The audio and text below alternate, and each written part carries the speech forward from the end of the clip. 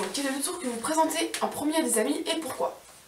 Alors déjà, pour les premiers tours, moi je privilégie des tours sans énormément de technique. Il faut toujours qu'il y en ait un peu pour privilégier l'effet, pour donner plus envie de voir d'autres tours aux gens qui en présentent. Mais pas des tours non plus excessivement durs, parce qu'un premier tour c'est toujours un peu compliqué. Et donc si on se loupe, c'est pas très marrant. Je privilégie des tours assez marquants, assez visuels, mais pas trop compliqués. Alors moi, le premier tour que je présente, c'est le tour, vous savez, des mélanges là, de tous les pays. Le mélange chinois, je crois que ça s'appelle.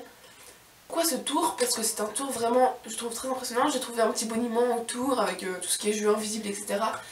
qui a énormément d'effets sur les spectateurs.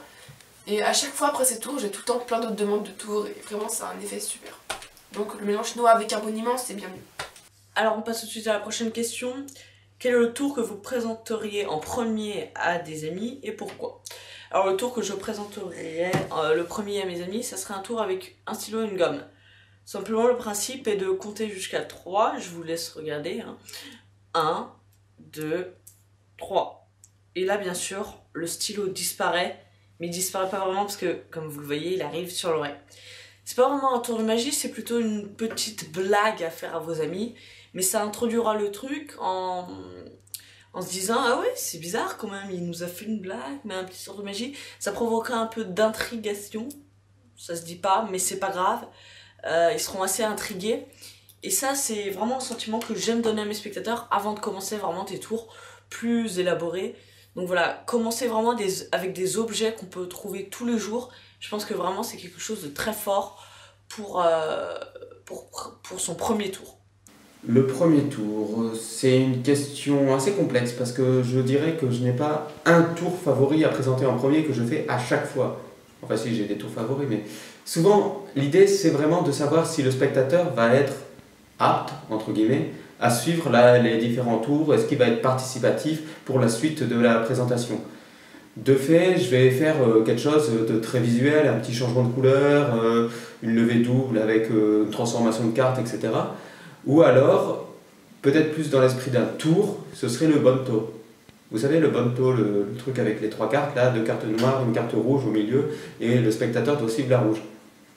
Alors c'est super sympa, d'autant plus s'il y a du monde, ça peut faire participer tout le monde, je fais 4-5 fois, voilà, et ça me permet, et moi, d'apprendre les prénoms, de voir qui va interagir durant la suite de la présentation, et de voir si les spectateurs vont être intéressés par le fait que j'aille plus loin, ou si ça va les énerver direct, et il vaut mieux que j'aille voir ailleurs. Voilà donc, pour cette question. Bien, bonjour à tous. Alors aujourd'hui, je vais répondre à une question qui a été posée par ce cher Manu de tourdecarte.com. Question très intéressante, pas si simple qu'il n'y paraît, enfin, en tout cas je vais essayer de répondre de la manière la plus complète qui soit, à mes yeux en tout cas, pour vraiment c'est mon opinion, après chacun a la sienne je pense sur ce sujet-là, c'est intéressant justement de la confronter.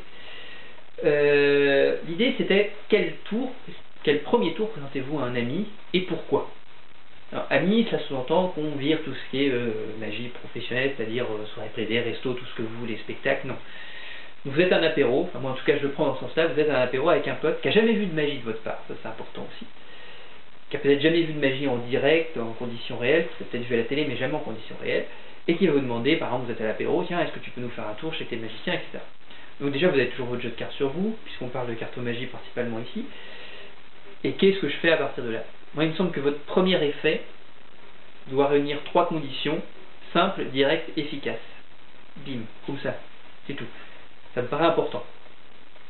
Simple au niveau de la narration, truc très linéaire, vous n'avez pas commencé avec un double sandwich avec triple change, etc. Non, le mec il a peut-être jamais vu de magie de sa vie, donc ça va être un petit peu, vous allez balancer trop de trucs dans la tête, il va avoir la tête qui va exploser, et puis ça va le calmer au sens où il va plus vous demander de magie après, il va avoir trop de choses dans la tête, donc essayez de lui laisser ce goût de trop peu, qui fait qu'il a envie d'en revoir peut-être un derrière.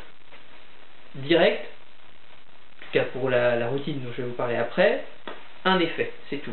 Mais un effet très magique, efficace, très fort. Un truc qui va, voilà, qui va le laisser sur les rotules, mais qui va en même temps susciter l'intrigue, qui va vous demander peut-être après de faire un autre tour, vous allez peut-être repartir sur quelque chose. Après, je vous dirais, moi je partirai plus sur un truc où je vais produire un carré, et puis je vais faire 2-3 routines à partir de là. Mais, à la base, je vais commencer par un tour très simple. Et puis, si jamais il ne veut qu'un tour, il ne va pas redemander un autre tour après, au moins vous aurez mis un impact, vous aurez pris un truc avec un impact très fort. Il aura quand même ce souvenir de « waouh, c'était quand même super impressionnant ». Donc le tour que j'utilise, c'est très simple, c'est une routine où je vais faire choisir simplement une carte, c'est un tour très classique, carte qui va être choisie, montrée à tout le monde, etc. Vous connaissez la chanson. Après, important, travaillez votre texte, travaillez votre mise en scène, j'y reviendrai un tout petit peu après. Cette carte, vous allez la contrôler dessus, avec votre méthode favorite. Vous allez tenter de la faire remonter dessus.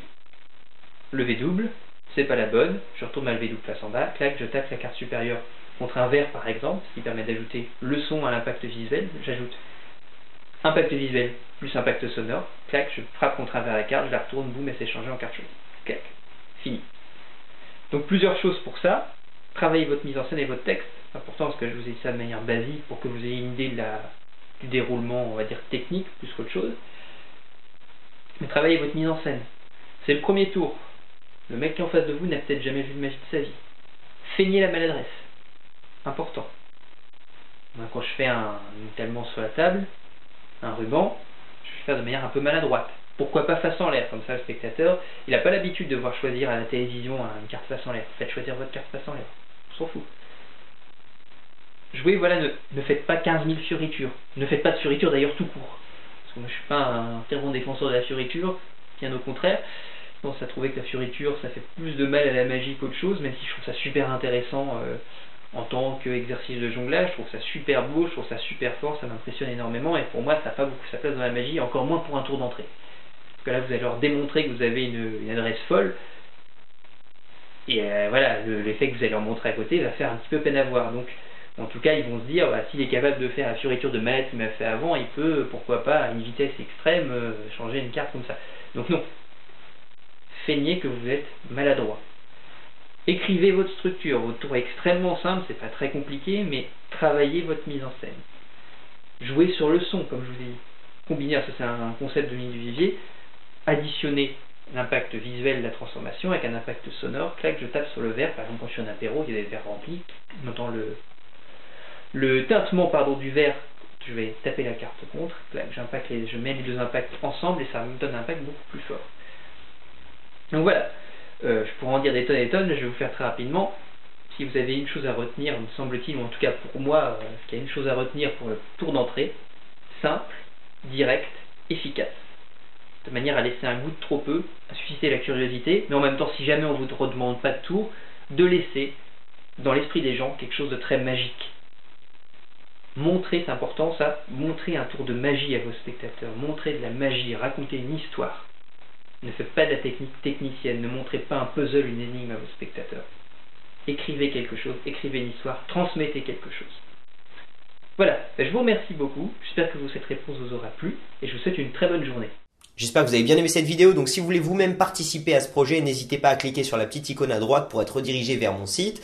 Vous allez avoir une liste de 10 questions, dont une nouvelle maintenant, et vous pourrez donc me faire une vidéo ou plusieurs vidéos, enfin c'est un peu comme vous voulez de toute façon, en répondant à ces questions. Ensuite, moi, écoute, simplement ce que je vais faire, c'est que je vais voir votre vidéo sur YouTube, je vais voir s'il y a une réponse qui m'intéresse, et je l'inclurai dans une des vidéos à suivre si jamais c'est le cas. Écoutez, si vous avez aimé cette vidéo et que vous voulez ne rater aucune des vidéos qui seront postées sur la chaîne, sur ma chaîne YouTube, n'hésitez pas à cliquer sur la petite télé YouTube.